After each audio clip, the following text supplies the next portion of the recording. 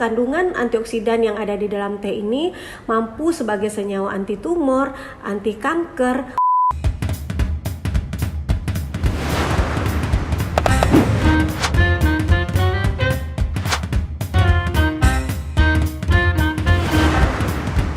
Assalamualaikum warahmatullahi wabarakatuh. Selamat datang di Literasi Live. Saya Profesor Tuti Anggraini, STP, MP, PhD, ahli di bidang teknologi pangan dan hasil pertanian Universitas Andalas. Kali ini kita akan membahas mengenai keunikan dan manfaat teh.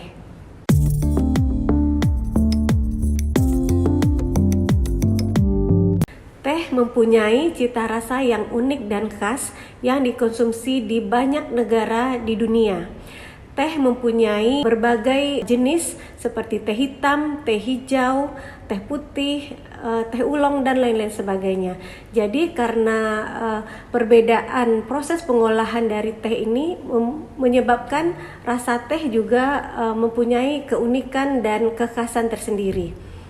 Jadi teh itu juga mempunyai kandungan alkaloid, yaitu yang berfungsi sebagai bahan penyegar, di mana alkaloid ini bisa menstimulasi syaraf, memberikan efek rasa segar bagi yang mengkonsumsinya.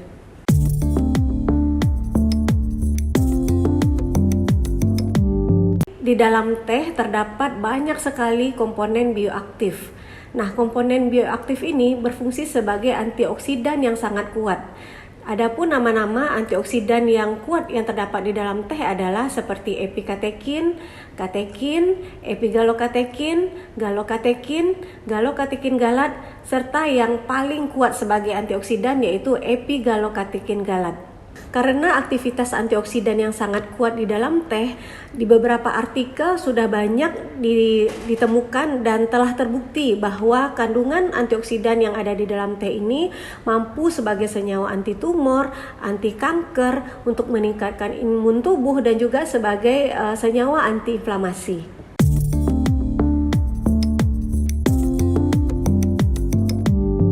Seperti yang sudah dijelaskan tadi bahwa teh itu ada beberapa jenis ya, seperti teh hijau, teh hitam, teh oolong, teh putih, dan berbagai lagi jenis teh lainnya. Nah, semua teh ini karena komponen aktif yang terdapat pada tanaman teh itu sendiri yaitu Camellia sinensis yang sangat kuat sebagai antioksidan, jadi apapun bentuk olahan dari teh itu sangat bermanfaat untuk tubuh. Jadi komponen-komponen aktifnya itu tetap bisa dimanfaatkan secara baik meskipun proses pengolahannya itu berbeda-beda. Jadi contohnya saja, misalnya katakanlah teh hijau. Teh hijau itu adalah teh yang kita proses dengan mempertahankan kandungan yang ada di dalamnya dengan tidak melakukan proses perubahan terhadap polifenol-polifenolnya yaitu katekin. Nah, contohnya lagi teh hitam. Teh hitam itu adalah teh yang diproses dengan jalan mengoksidasi enzimatis dari katekinnya menjadi bentuk polifenol lain. Nah, perubahan dari satu polifenol menjadi bentuk polifenol lain itu adalah hanya bentuk polimerisasi dari polifenol itu saja, sehingga kemampuan terhadap antioksidannya tetap sama. Jadi apapun jenis tehnya itu adalah bermanfaat baik untuk kesehatan.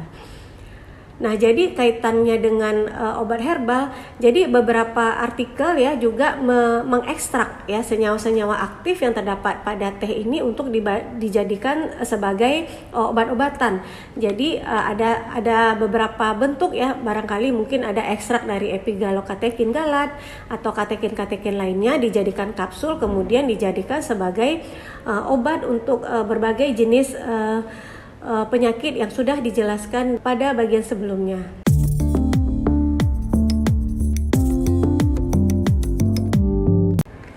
Nah, mengkonsumsi teh secara rutin sangat bermanfaat untuk kesehatan. Jadi karena komponen-komponen aktif yang ada di dalamnya tersebut seperti katekin-katekinnya tadi, kemudian keutamaan lainnya adalah karena kandungan alkaloid yang ada di dalam teh. Jadi senyawa alkaloid yang terbanyak yang terdapat di dalam teh yaitu kafein. Jadi sama seperti kopi. Tetapi bedanya kafein di kopi itu sangat tinggi sekali sehingga kita harus ada batasan mengkonsumsi kopi perharinya. Sedangkan untuk teh ini karena kandungan alkaloidnya itu jauh lebih rendah dibandingkan kopi, sehingga teh ini bisa dikonsumsi berulang kali sehari. Jadi bisa kita konsumsi 3-4 kali sehari. Jadi tidak ada menimbulkan efek negatif karena alkaloidnya tadi rendah gitu.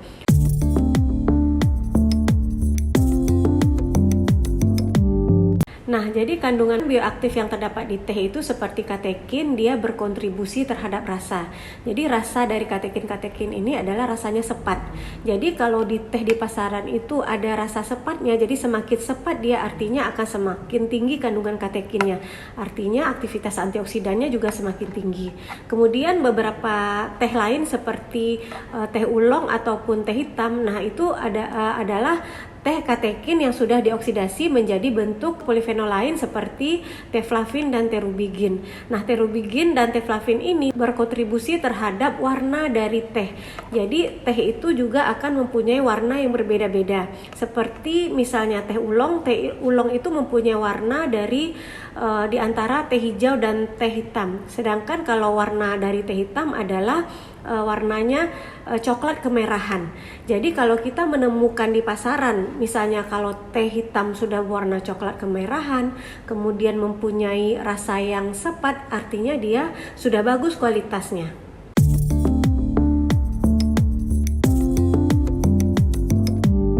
Ya, tentu saja bisa. Jadi misalnya teh hijau ya. Jadi teh hijau itu air seduhannya harus berwarna hijau. Kalau ditemukan teh hijau warnanya tidak hijau, bisa jadi merah atau warna lain, itu artinya ada kesalahan selama proses pengolahan. Jadi itu yang teh hijau. Ada juga teh hitam, tetapi teh hitam tidak ada warna hitam di dalam air seduhan teh hitam. Jadi teh hitam ini adalah istilah saja. Sementara kalau teh hitam itu diseduh, dia akan memberikan warna coklat kemerahan.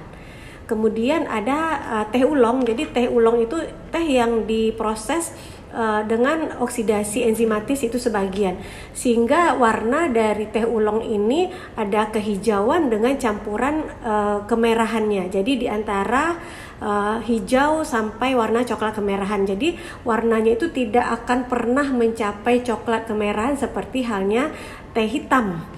Kemudian ada lagi teh wangi. Teh wangi itu adalah teh yang diolah dari teh hijau.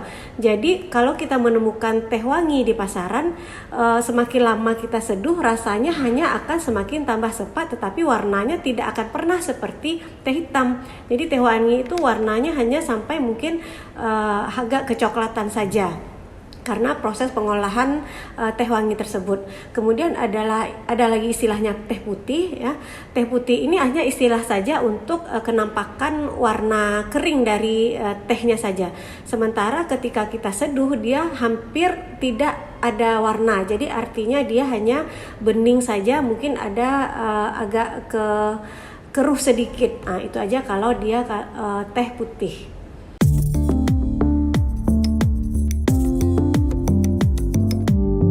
Nah, cara mengkonsumsi teh yang baik, kalau tehnya itu berdasar kita dapatnya teh kering, jadi itu adalah titik kritisnya itu adalah pada saat kita mengekstraksinya atau melakukan proses ekstraksinya. Nah, karena tehnya berasal dari teh kering ya, jadi teh ini kandungan airnya maksimum itu hanya 8%, jadi rendah sekali kandungan airnya. Jadi untuk melakukan proses ekstraksi ataupun penyeduhannya digunakan suhu yang tinggi ya. Jadi semakin tinggi suhu yang kita gunakan, akan semakin banyak manfaat yang kita dapatkan untuk teh tersebut. Tetapi mungkin ada beberapa artikel juga yang menjelaskan bahwa mereka mungkin rekomendasi menyeduh teh ini dengan suhu 80 misalnya. Nah, kalau itu hanya lebih ke bagaimana orang menikmati rasanya saja dengan mungkin kandungan katekin yang tidak terlalu banyak. Tetapi kalau kita ingin mendapatkan secara optimal komponen aktif yang terdapat di dalam teh, semakin tinggi suhunya itu akan semakin baik. Jadi kalau untuk teh semakin tinggi suhu yang kita gunakan, rasanya itu tentu saja akan semakin kuat begitu. Yang berikutnya adalah sangat baik kalau kita mengkonsumsi teh itu misalnya dengan menambahkan lemon misalnya. Jadi lemon ini kan kaya kandungan vitamin C. Nah, jadi komponen bioaktif dengan komponen vitamin C ini dia sinergis. Jadi antioksidan yang terdapat di dalam teh dengan keberadaan vitamin C akan diserap dengan baik oleh tubuh. Jadi artinya vitamin C itu membantu penyerapan komponen-komponen bioaktif yang terdapat pada teh itu menjadi lebih baik. Tetapi mungkin ini tidak direkomendasikan untuk teh hijau misalnya. Kenapa? Karena teh hijau itu berdasarkan warnanya setelah diseduh dia akan memberikan warna hijau. Hijau ini karena ada klorofil yang berada di dalam ekstrak teh kita. Sementara kalau kita berikan lemon yang itu asam, klorofil ini akan dirusak oleh asam yang ada pada lemon. Tetapi kita mengkonsumsi menambahkan lemon atau dengan ekstrak-ekstrak buah-buahan lainnya itu mungkin untuk teh selain teh hijau saja.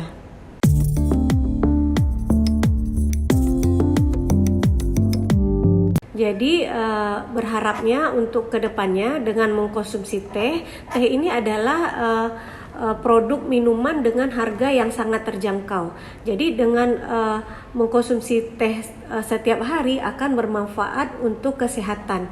Tetapi harus diperhatikan adalah ketika kita mengkonsumsi teh itu, kalau kita mengkonsumsinya lebih dari 1 kali dalam 1 hari, sebaiknya kita mengkonsumsinya itu sebaiknya adalah tanpa gula.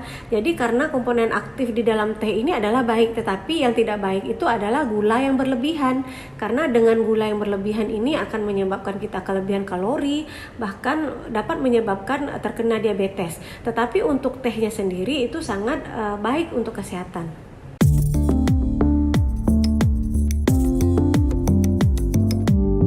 Saya Profesor Tuti Anggreni, STP MP PhD.